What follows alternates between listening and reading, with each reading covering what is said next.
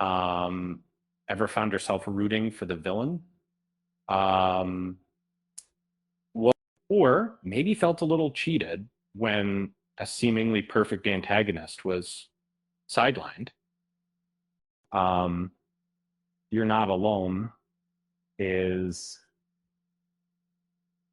there, and sometimes anime introduces a villain so compelling, so layered that it feels like they deserve to be the ultimate challenge, the final boss. Um, but often these characters are replaced, overshadowed, or simply forgotten.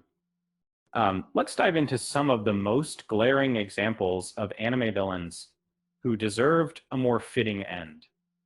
Um, and Askeladd wasn't just a villain, he was the architect of Thorfinn's rage and growth. He understood Thorfinn's pain, molded him into a weapon, and even shared a twisted mentorship. Losing him felt like losing a core part of the story, and fans still argue he should have been the final obstacle. Sosuke Aizen was a master manipulator, a true threat who built an empire of lies. Uh, when he was unceremoniously replaced by Iwa, it felt like a step backward. Um, Eisen had the charisma, the intelligence, and the power to carry the story to its conclusion.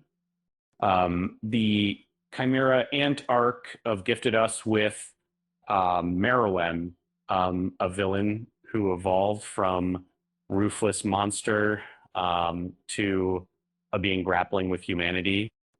His tragic arc and immense power made him a fan favorite, and many wish he'd had a final showdown with the protagonists.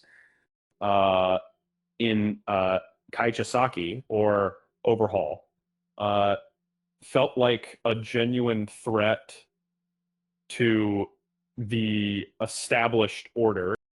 His ambition, ideology, and terrifying quirk made him a far more compelling villain than the chaotic destruction offered by All for One and Tomura Shigaraki.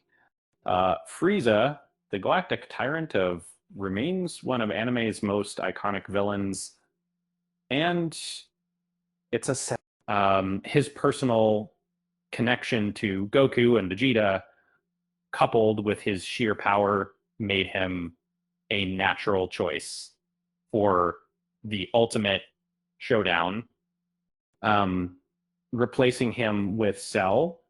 And Boo felt like a detour. Uh, Nadaku was a master of manipulation, weaving a web of tragedy and deceit. To have him replaced by the very jewel he coveted felt like a narrative let down.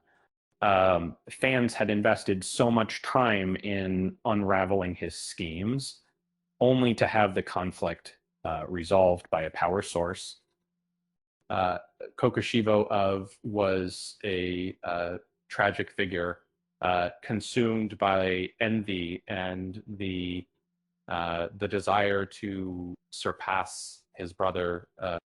His compelling backstory and formidable power made him a far more interesting antagonist than Muzan, uh, whose motivations felt somewhat shallow.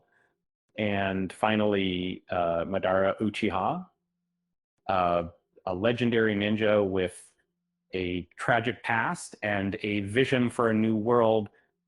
Uh, and to have him replaced by Kaguya, I felt like a last minute plot twist that didn't quite land. And um, Madara had earned his place as the ultimate adversary. So why do these replacements happen? Um, Sometimes it's a desire to escalate the stakes. Other times it's a creative shift.